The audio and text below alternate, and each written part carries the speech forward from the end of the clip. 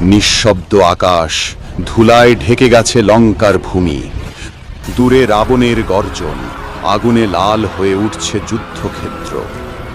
রামচন্দ্র ধনুক টানছেন, তীরের অগ্রভাগে জ্বলছে অগ্নিশিখা।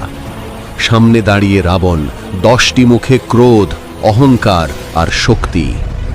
রাম শান্ত কণ্ঠে বলেন, অধর্ম যত বড়ই হোক, ধর্ম তার থেকেও বেশি শক্তিশালী। আকাশে বজ্রপাত, যুদ্ধ শুরু।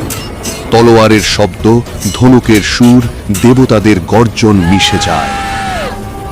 হনুমান গর্জে ওঠেন, বিভীষণ দৌড়ে আসে রামের পাশে। যুদ্ধ শুরু হলো।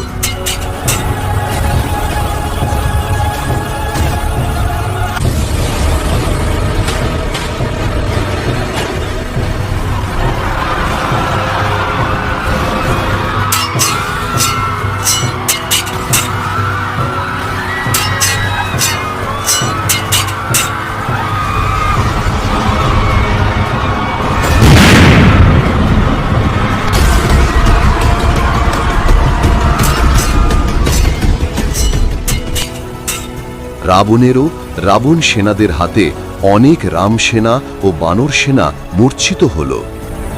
তখন হনুমান যুদ্ধের তটভূমিতে রাবণের সম্মুখে উপস্থিত হলেন। জয় শ্রীরাম। যুদ্ধ চলল। শঙ্খ বাজে, আকাশ ফাটে, রক্তে রঙিন ভূমি। ধ্বজা তুলে রথে চড়ে নেমে আসে প্রাচীন ভূমি। তেজে জলে রণপুরুষ, তলোয়ারে সূর্য হাসে। ধুলোর মাঝে দেবতারা রণকাব্য গায়ে বাতাসে। ধ্বনি উঠুক রণরঙ্গে, গর্জে উঠুক পৃথিবী। রক্তে লেখা ইতিহাসে আজ নতুন এক কবিতা লিখি। বীরের নাম জপে জপে আকাশ ফাটে, রক্তে রঙিন ভূমি। ধ্বজা তুলে রথে চড়ে নেমে আসে প্রাচীন ভূমি। তেজে জলে রণপুরুষ, তলোয়ারে সূর্য হাসে। ধুলোর মাঝে দেবতারা রণকাব্য গায়ে বাতাসে। ধ্বনি